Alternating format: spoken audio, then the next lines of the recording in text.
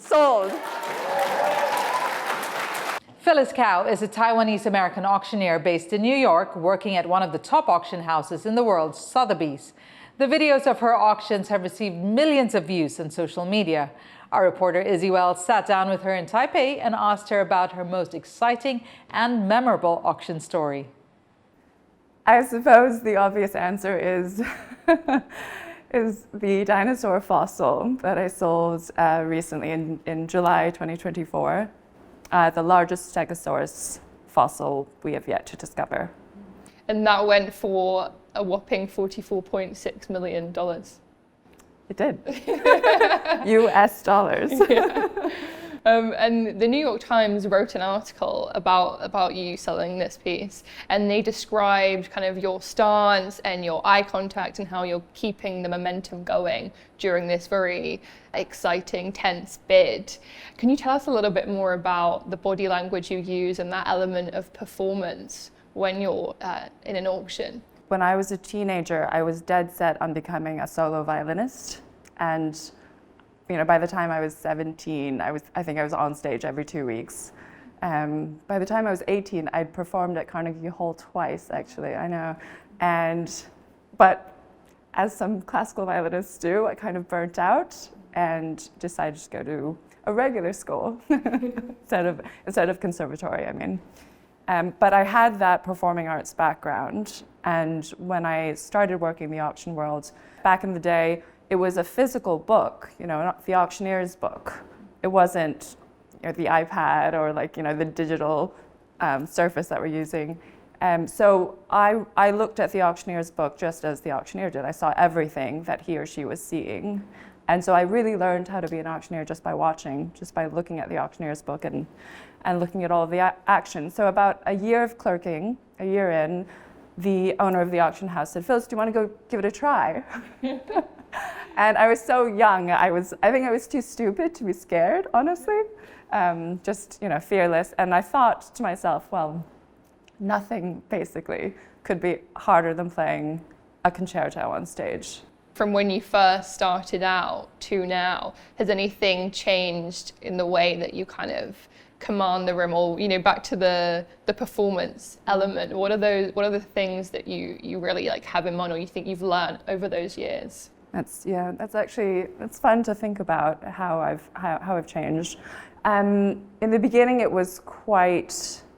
I guess I had my own natural style, but by the time I got to Sothebys has a very rigorous training and audition process, specifically for being an auctioneer. So they do have certain guidelines that you learn and you sell by, and they really. They helped develop my technique, actually, and I learned some tricks of the trade that I hadn't been taught before. And I've been in the industry and I've been selling for 15 odd years now, so of course I've aged. My style has matured. I'm not as scared of being assertive. When you're a 20-something-year-old woman, it is a challenge to be assertive in front of a room of strangers and to try to control that chaos. Let's go back to Apex, and it exceeded its pre-sale estimate by over 11 times. And we're talking about this very intense bid going back and forth. How do you go about managing the room and keeping that bidding going? What role do you have there? I knew going in that it was going to be a milestone and an honor.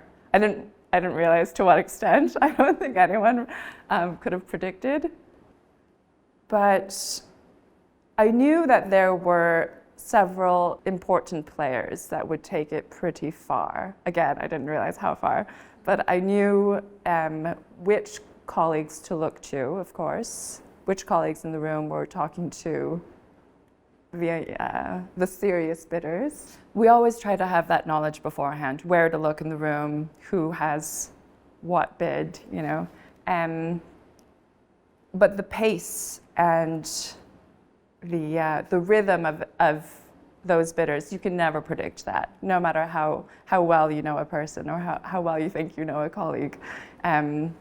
So it was really, it's always a push and pull of keeping the tension there, but not putting too much pressure on someone, and keeping everyone entertained at the same time. And what else would you say it takes to be the top of your game in this field? Confidence, nerves of steel, getting a feeling for the timing, in fact. You always have time. You know, that's something that I think we always learn in every field. As long as you have a good technical foundation, you can massage things, you know, you can get through with some style. And you're dealing with a lot of high value pieces, there's a lot of money involved. Does the pressure ever get to you? And what are the risks at stake? Can you do something wrong? You can do something wrong, absolutely. Like I said, we like to prep as much as possible to know where to look, what's going to happen, but you can never know what's going to happen. You know, we have these set bidding increments, these guidelines that everyone knows, but when you're getting into the millions, the 2 millions, beyond 20 million, how much the bidder will want to bid, especially if we're way out of estimate range, that's always a surprise, and you have to go with the flow. Again, applying just enough pressure and controlling what you can, but also letting things flow, letting people feel comfortable bidding.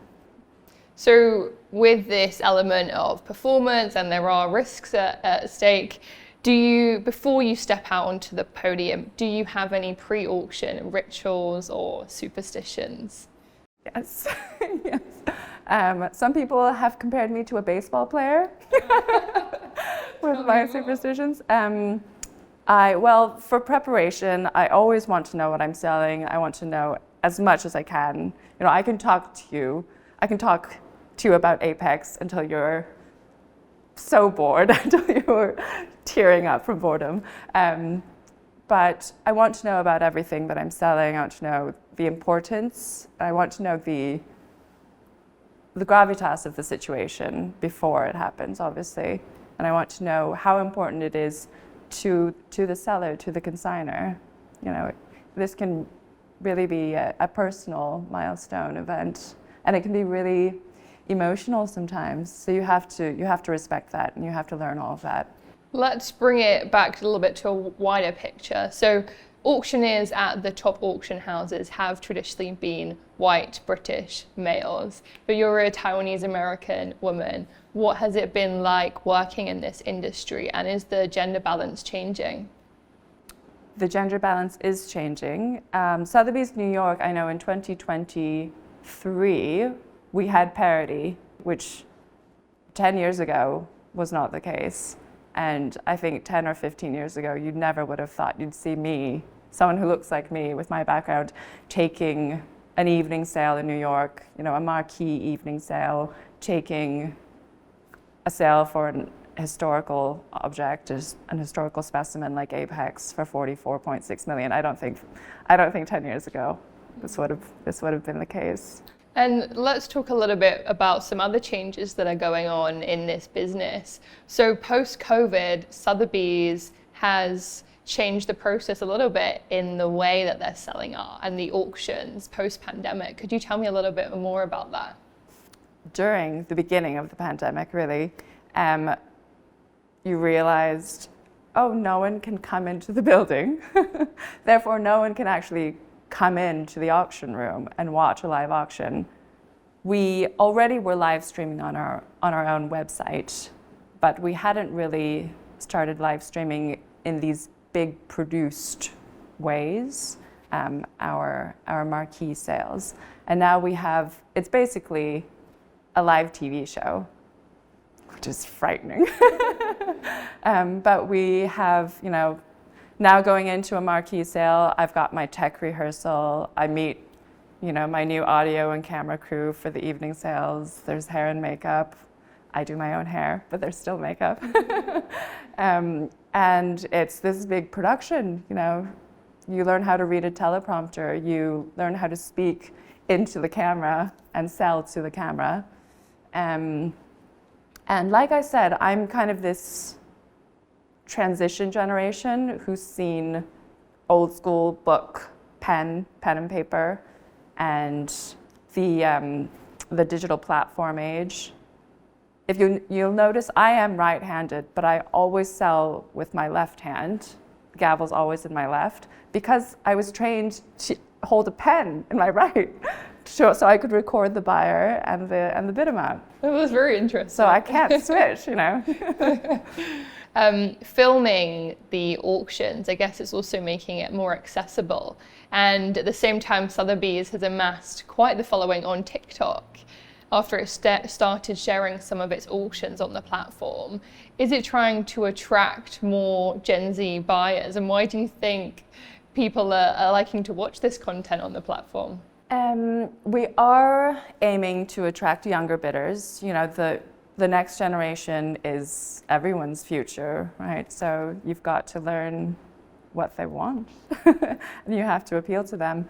I think it was just a natural transition for marketing. I'm delighted that Gen Z is interested in auctions, and I think they probably wouldn't have seen Apex selling had it not been for our TikTok videos and our presence on social media. Let's talk about the art collectors scene here in Taiwan. How important is Taiwan as an art market for Sotheby's? Taiwan is massively important. It's kind of like the best kept secret, except for the art industry, it's not a secret at all. Taiwan is so important. There are many, many auction records that have been made by Taiwanese collectors who live in Taiwan in so many categories: contemporary art, impressionists, whiskey, wine, jewels, you name it. Yeah. Taiwan is a very, very strong, healthy, sophisticated, and storied art collecting and rare objects collecting community. When you look at our traveling exhibition schedule for our New York marquee sales and our top lots, the traveling exhibition schedule is London, Paris, Hong Kong, where we all have our brick and mortar houses. And then after Hong Kong, it's Taipei. And then we come home to New York. Taipei is that important. We'll make a special stop. So many people are surprised, even Taiwanese people are surprised, because Taiwanese collectors are so low key. We say 低调, right? They're so low key. Even, your neighbor might be this really important collector, but Taiwanese are so low key in collecting. It is the best kept secret. And what are some of the collecting habits and trends that you've observed from the collectors here in Taiwan? What are they into? Yeah, it's a great topic, and I like to think about it because, like we said earlier, the future is our future. The next generation is our future, so we want to get into their heads and find out what they want. Like I said, the Taiwanese collecting community is so sophisticated and mature and really seasoned, actually. So the older generations tended to collect more classical Chinese art, antiquities, Chinese, ancient Chinese objects. And we're finding that the next generation, the 第二代, they're interested in that, sure, and that is the base of their collecting experience. Probably they've grown up with it, they've seen what it is to be a connoisseur, but a lot of the second generation is branching out and trying to find their own path in collecting, and they're going into modern and contemporary, or impressionists, or what have you. It's diversifying in the second generation, and that's really exciting. That is exciting. And do you have any predictions for what people are going to be, the next generation are going to be into? One thing that I've noticed is people are getting more and more interested in cross-category collecting. It's not just focusing and being a connoisseur in one niche area. You might have an eclectic collection, an eclectic atmosphere at home, where you'll have the Monet on the wall next to your Song Dynasty ceramic, next to your Georgian table. It's becoming more varied. Culturally, we're all becoming so globalized and meshing and having access and learning about other cultures. It would follow that our collecting habits follow suit. Sold!